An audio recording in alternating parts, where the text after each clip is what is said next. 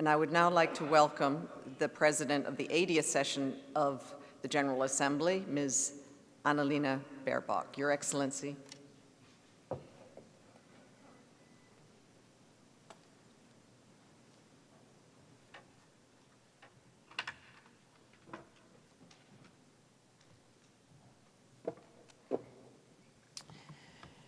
"32 years ago, on this very day, thousands of Tutsis fled their homes and sought refuge at the Naruboye church outside Kigali, as violence spread across the country.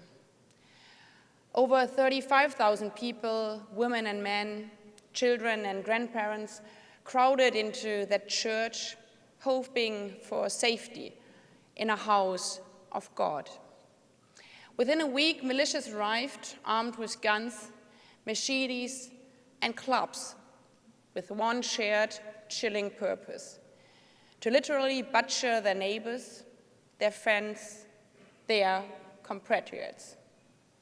They killed relentlessly, day and night, leaving only 18 people alive. Excellencies, ladies and gentlemen, across Rwanda, similar horrors unfolded, including for our distinguished guest speakers today, Serge Gasor and Marcel Mutsindasha-Yaka, who both survived the massacres as young children, boys, and who now work to support fellow survivors. Their stories and the stories of so many others are enshrined at the Kigali Genocide Memorial. On that hilltop, rose bushes grow above the graves of more than 250,000 victims. An astounding number, yet only a fraction of the more than 1 million people murdered over roughly 100 days. Over 1 million children were orphaned.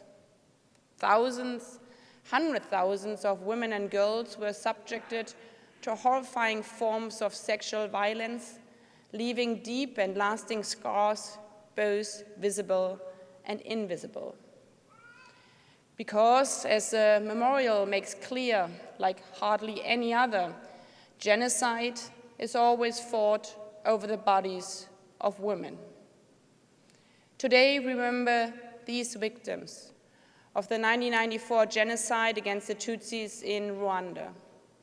We honor the lives stolen. We mourn the families shattered. We acknowledge the suffering that endures. But 7 April is more than remembrance, more than a warning. It is an obligation that never again cannot remain a hollow refrain. It must be a constant commitment, renewed not in words, but in action. Because, as we know, the genocide against the Tutsis was not the first. It occurred decades after the Holocaust, and after the world pledged through the Genocide Convention that such crimes must never happen again. And yet, they did. As we approach the 80th anniversary of the Genocide Convention, we must confront an uncomfortable truth. Prevention is not passive. It requires action, early and decisive. This responsibility rests with all of us. And in this regard, let me return to the Kigali Genocide Memorial, which makes unmistakably clear that remembrance calls on us to confront the past with candor in order to face the present with courage. Because, as we've also seen in the video, the warning signals were there. As the memorial shows, the seeds of genocide were planted decades earlier, when colonial rulers sowed division between Hutu and Tutsi. Discrimination was entrenched. Hatred was normalized. Violence was incited.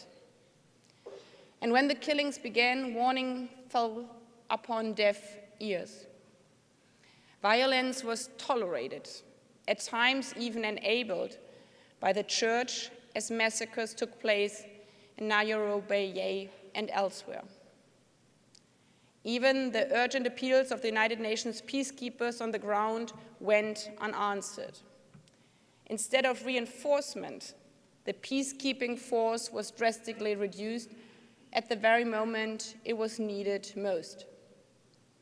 So let us never forget that prevention is not passive, that it requires action from all of us, early and decisive, and that this responsibility rests with all of us.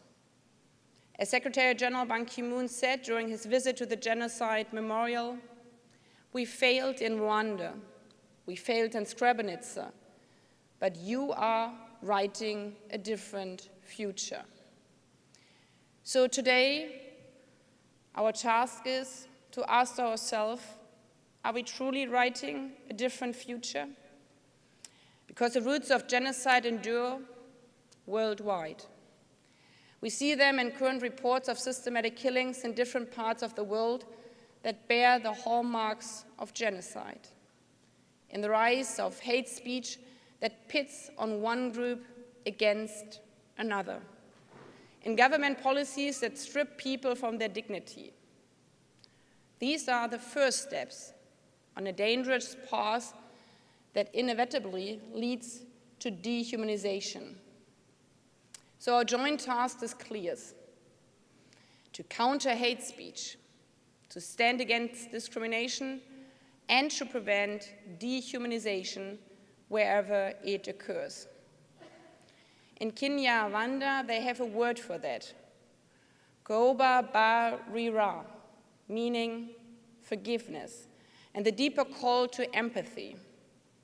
We see it in the resilience of the Rwandan people, through forgiveness and outreach, healing wounds and diffusing lingering tensions, through the International Criminal Tribunal and especially the community-based Gacaca courts pursuing accountability and truth, through strong legal frameworks confronting the dangers of genocide denial and ideology, and through the leadership of women, recognizing that lasting and inclusive peace depends on women's full and equal participation.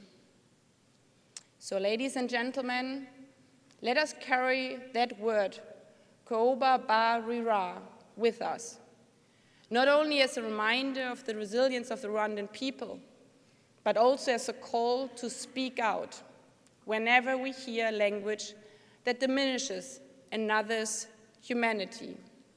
For genocide does not begin with violence. It begins with words. Thank you.